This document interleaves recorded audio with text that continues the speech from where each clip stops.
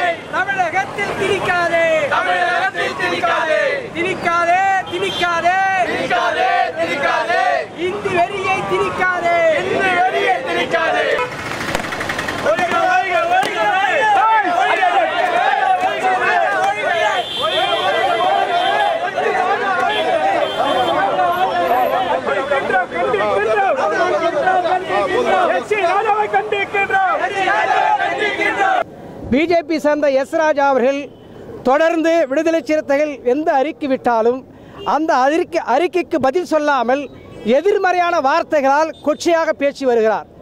இது தாழ்த்தப்பட்ட மக்களை திட்டமிட்டு கொச்சை செய்கிற செயலாகவே இருக்கிறது.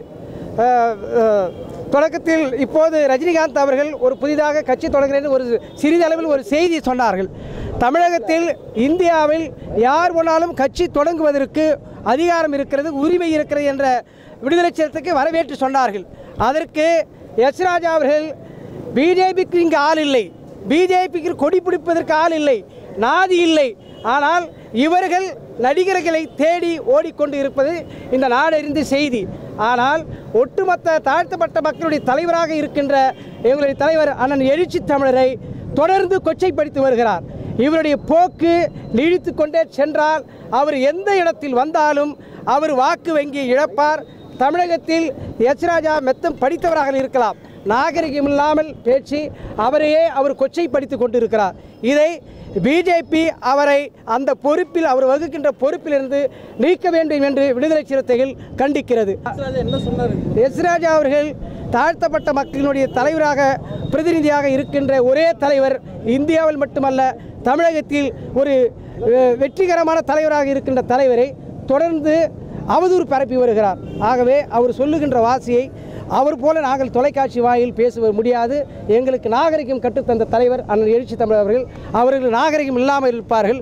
அந்த வகையிலே நாகரிகம் இல்லாமல் பேசுகிறார்கள். நாங்கள் நாகரிகத்தை கடைப்பிடிப்பவர்கள், ஈழத்தமிழர்களுக்காக குரல் கொடுப்பவர்கள், இந்திய எதிர்ப்பவர்கள், தாழ்த்தப்பட்ட மக்களுக்கு தொடர்ந்து குரல் கொடுப்பவர்கள். ஆகவே நாங்கள் நாகரிகம் கருதி இந்த அளவில் அவருக்கு நாங்கள் எச்சரிக்கை விடுகிறோம். மீண்டும் மீண்டும் அவர் அந்த செயலை செய்வார் என்று சொன்னால் அதற்கான எதிர்வினையை நிச்சயமாக சந்திப்பார்.